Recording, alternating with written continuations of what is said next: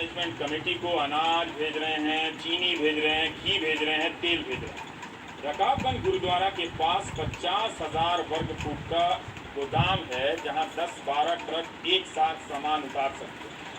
हर सामान लोगों की सेवा की भावना से आता है और आम लोगों की सेवा में चला जाता है। सरकार से एक पैसा लिए बगैर गुरुद्वारा सिस्टम हर संकट के वक्त हैरान कर रहा है। जम्मू कश्मीर में जब बाढ़ आई थी तब यहाँ से 1 लाख लोगों का खाना पैक होकर हवाई जहाज से जाता था।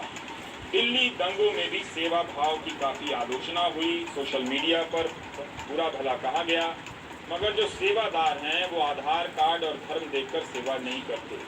शरद शर्मा की ये रिपोर्ट देखिए। ये मॉडल बता रहा है कि बाकी संगठन भी इस रास्ते पर चलें तो किसी को भूखा नहीं सोना पड़ेगा। 1.5 लाख लोगों के खाने का इंतजाम, ये कैसे होता है, देखिए शरद की रिपोर्ट। दिल्ली का सबसे मशहूर गुरुद्वारा बंगला साहिब। आम दिनों में यहाँ लगभग हर समय लंगर चला करता था।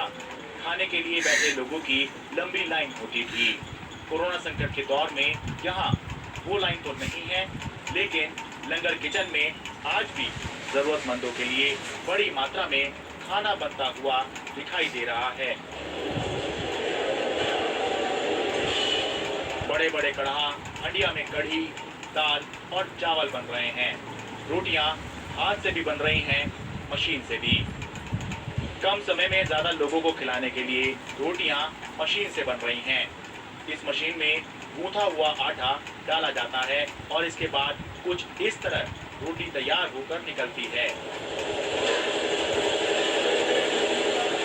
ये मशीन 1 घंटे में 4000 रोटियां बनाती है। दिल्ली सिख गुरुद्वारा प्रबंधक कमेटी के अध्यक्ष सरदार मनजिंदर सिंह सिरसा बताते हैं कि दिल्ली के 4 गुरुद्वारे और कमेटी के एक इंजीनियरिंग कॉलेज में रोजाना कुल 1,60,000 लोगों के लिए खाना सेवार्थ बनाया जा रहा है। हमारी इस वक्त 5 किचन हमने चालू की हैं। ये बंगला साहब की है। इसी तरह जो शीशगंज साहब की गुरुद्वारा है, वहाँ चांदनी चौक जो पुरानी दिल्ली लाल किला सब वहाँ लोगों को दे रहे हैं। नॉर्थ दिल्ली में जितना आजादपुर का सारा वो एरिया है वो नानकदेव गुरुद्वारा से दे रहे हैं। वेस्ट दिल्ली का जो एरिया उसके लिए हमने स्पेशल एक किचन बनाई है। हमारा गुरुद्वारा, हमारा इंजीनियरिंग कॉलेज है, उसके अंदर हमने एक स्पेशल किचन बनाई है जहाँ से 30,000, 40,000, 50,000 जितने लोगों की हमसे सरकार मांग करती है दिल्ली पुलिस हम उनको देते हैं। इसी तरह साउथ दिल्ली का हमारा गुरुद्वारा नानकदेव साहब वहाँ से लंगर बन के जा रहा है। तो दिन के अंदर 1,60,000 लोगों को ये रसद जो है लंगर के रूप में बचाने का हम काम करें। पैक फूड और फ्रेश फूड। मनजिंदर सिंह सिरसा बताते हैं कि प्रति व्यक्ति खाने का खर्च करीब 10 रुपए भी माने तो रोजाना 16 लाख रुपए का खर्च बैठता है। लेकिन खास बात यह है कि सिख समाज और गैर सिख समाज दोनों ही बड़े स्तर पर आर्थिक मदद कर रहे हैं, जिसके चलते गुरुद्वारे में राशन का स्टॉक इतना है कि रखने की भी जगह नहीं है। देखिए औसतन तकरीबन 10 रुपए पर पर्सन खर्चा आता है। अच्छा, तो आप समझिए जितने लाख का बनेगा उतना इंटू 10 हो जाएगा। अगर 1 लाख का है तो 10 लाख में बनेगा, 1.5 लाख का है तो 15 लाख में। लेकिन ये सारा को हम नहीं खर्चते, ये सारी जो संगत है वो रसद देती है।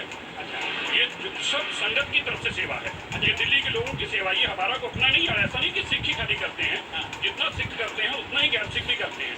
तो इसमें गुरुद्वारे के अंदर ये भेदभाव नहीं है कि सिख आगे सेवा कर रहे हैं, सिख माया दे रहे हैं या सिख रसद दे रहे हैं। लोग हमें ट्रक के ट्रक भर के चावल के दे जाते हैं। ट्रक के ट्रक, एक आदमी का फोन आया जी कि हमें चीनी भेजनी है। हमने कहा 1 ट्रक भेज दो। कह रहे 1 ट्रक से क्या बनेगा? मैंने कहा जी 2 ट्रक भेज दो। कह रहे 2 ट्रक से क्या बनेगा? गुरुद्वारा से लंगर दिल्ली सरकार या प्रशासन को बांटने के लिए भेज दिया जाता है।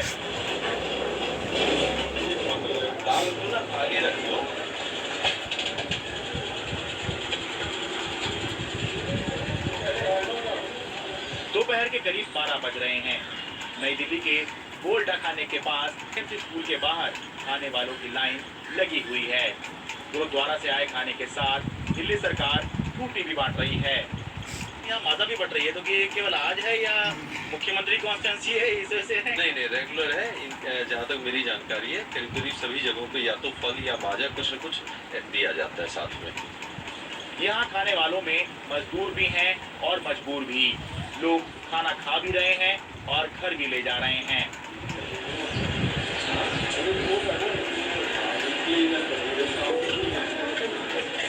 क्या करते हैं आप? कहाँ रहते हैं? मैं होटल में काम करता हूँ। अच्छा, पहाड़ियों में। अच्छा। होटल बंद है तो मैं होटल में ही रहता था एक्चुअली, वहीं से तो होटल थोड़ा बंद हो गया। अच्छा। तो दिक्कत चल रही है। मिस्त्री करते हैं। नारायण दास, हाँ अच्छा, क्या मिस्त्री हैं आप? हाँ, मिस्त्री कहाँ के? यहीं दिल्ली में टेल लगाते हैं ना। टाइल लगाते हैं? हाँ, अच्छा, तो ये अभी क्या स्थिति है आपकी? अभी स्थिति है कि काम धंधा नहीं चल रहा सारा कुछ, अच्छा, न पैसे मिले, अभी खाने के लिए आ रहे बस। No, I'm not guide. I'm basically tour operator. अच्छा, टूर ऑपरेटर हैं। अच्छा, I'm just coming from Mumbai. Bombay से। तो मतलब कोई फिर व्यवस्था नहीं है यहाँ पे खाने पीने की कुछ भी? फिलहाल तो नहीं, मैं तो फंस गया कि मुझे तो कहीं और जाना था लेकिन जा नहीं पाया। अच्छा, डेली यहीं खाना खाते हैं? हाँ, डेली यहीं खाना खाते हैं। तो खाना कैसा है यहाँ पर? खाना सही मिल रहा, दाल चावल रोटी। अच्छा, ठीक है, कोई दिक्कत नहीं व्यवस्था में? नहीं सर, दिक्कत कोई नहीं। सेवा की कोई कीमत नहीं होती, सेवा तो अनमोल ही होती है, लेकिन हाँ, खाने की कीमत होती है, राशन की कीमत होती है और ज़रूर होती है। इसलिए जो लोग भी समर्थ हैं वो इस मुश्किल समय में कुछ दान ज़रूर करें, क्योंकि कहावत है कि लिया हुआ ज्ञान और लिया हुआ दान कभी व्यर्थ नहीं जाता। दिल्ली से मैं Sharad Sharma, NDT media. Television ने बहुत कोशिश की और शायद सफलता भी मिली होगी उन्हें। दुखद है कि कोरोना के बहाने समाज में हिंदू मुस्लिम की खाई को गहरी कर दी जाए, लेकिन आम लोग अब भी ऐसे बहुत से लोग हैं आम लोगों में जो इस खेल को समझते हैं। रविश रंजन शुक्ल की ये रिपोर्ट देखिए। जब तालाबंदी के कारण आइसक्रीम फैक्ट्री में काम करने वाले मजदूर फंस गए तो पास के मुस्लिम मोहल्ले के लोगों ने उनके लिए क्या किया।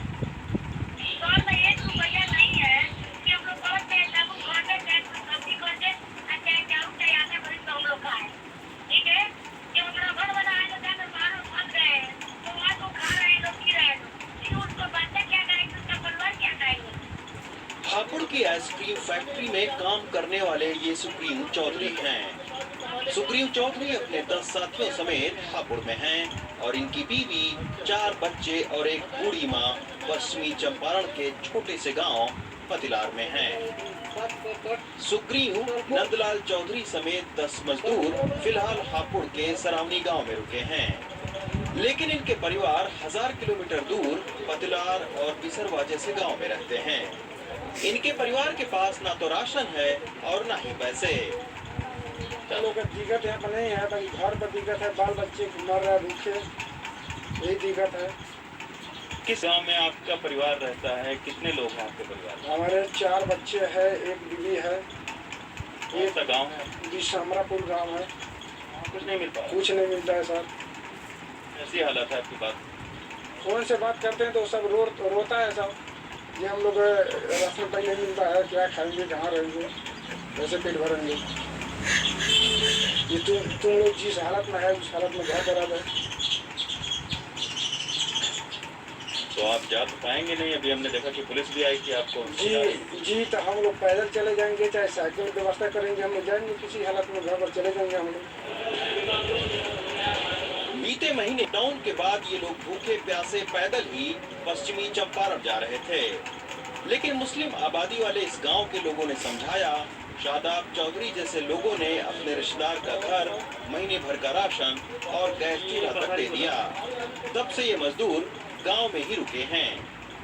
लेकिन जैसे जैसे लॉकडाउन बढ़ रहा है, इन मजदूरों का बिहार में रहने वाला परिवार ताने ताने को मुहताज होता जा रहा है। बच्चे है, बीवी है, हम है, ना माँ है, ना बाप है, ना भाई है, कोई नहीं है। इसको देखभाल करने के लिए कोई भी नहीं है। 14 तारीख की जो उम्मीद थी लॉकडाउन खुल जाएगा तो इन लोग ये मान गए थे, लेकिन अब कल से परसों से देख रहा हूँ इनको कि शायद लगता है कि कहीं ना कहीं दर्द है।